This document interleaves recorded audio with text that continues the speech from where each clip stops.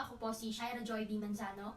Ako po ay estudyante mula sa Pan Pacific University sa kursong BSN at ngayon po ay tatalakayin natin ang konsepto ng compassion at kung paano ito ay pinapakita sa pangangalaga ng kalikasan at sa ating mga kapwa. So dito din po is matatalakay ko din po yung kahalagahan ng communal discernment sa pagpapalaganap ng malasakit sa ating komunidad, lalong-lalo na sa buong mundo.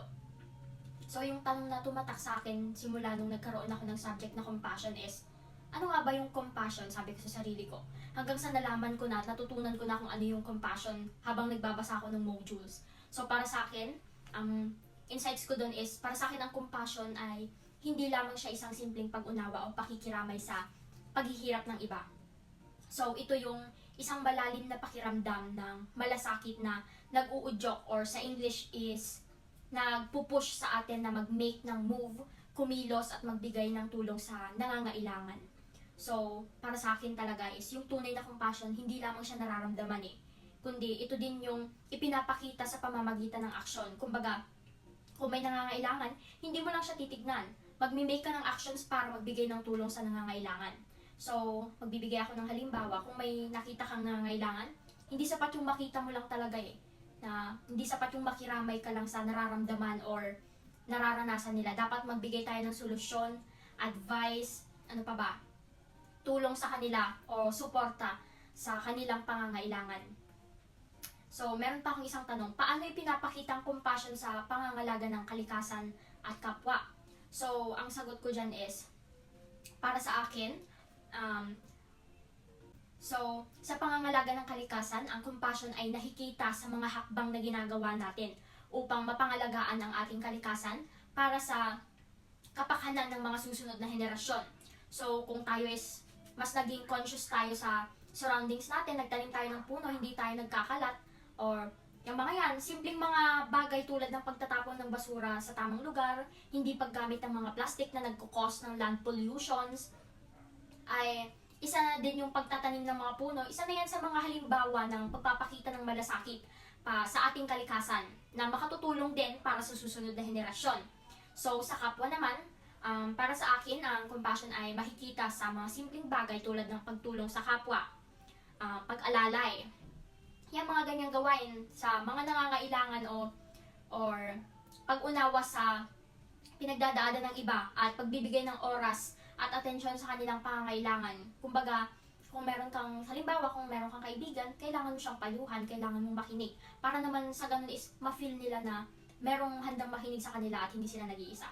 So, sa papel naman ng communal discernment, para sa akin, ang communal discernment ay isang proseso kung saan ang isang komunidad ay nagkakaroon ng malasakit sa pagpapasya para sa kapakanan ng pangkalahatan or ng nakararami sa isang komunidad.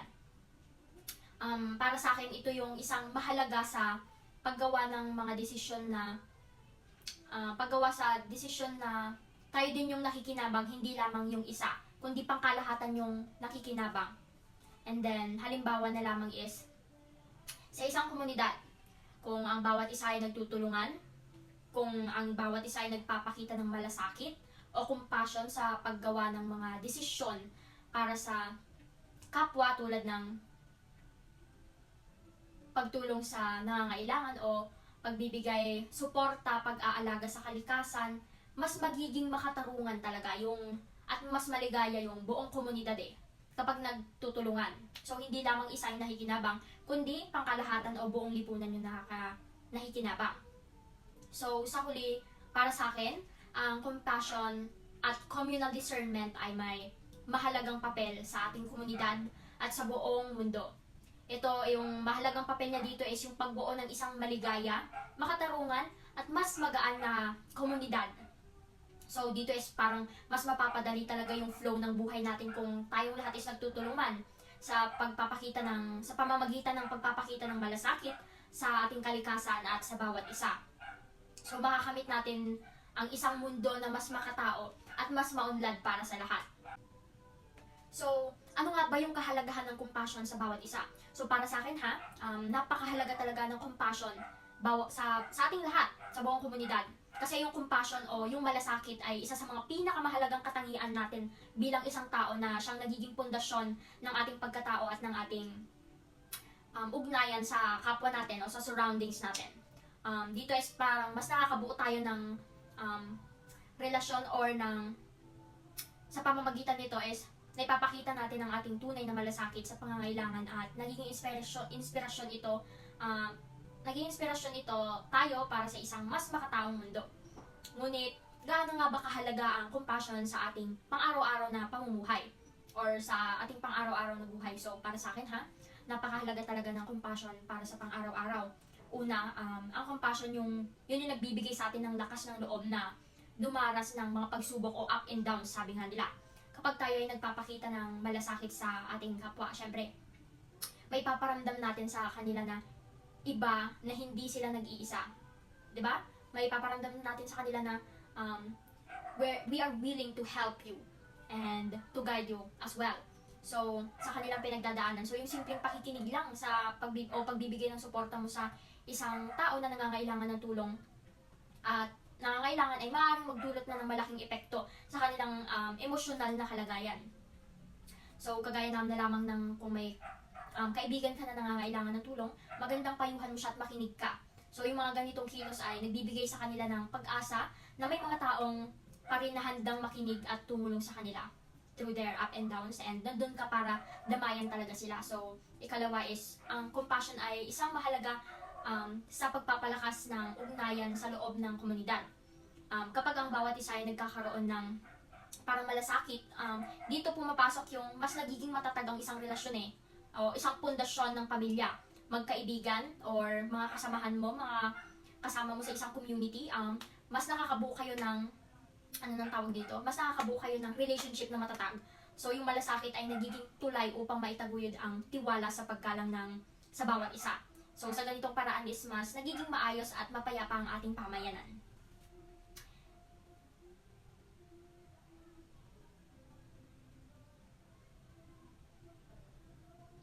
So, next is yung compassion. Ito yung nagpapakita ang compassion ay nagdudulot ng kaligayahan na hindi lamang sa pagtanggap kundi pati na rin sa nagbibigay. Ayon sa pag-aaral is, ang pagtulong sa iba ay nagdudulot ng tinatawag na helper's high o ang kasiyahang nadarama tuwing tumutulong tayo. Kumbaga nasa-satisfied tayo When you help someone, parang nasa-satisfied yung loob natin na, ay, nakatulong ako, ganyan.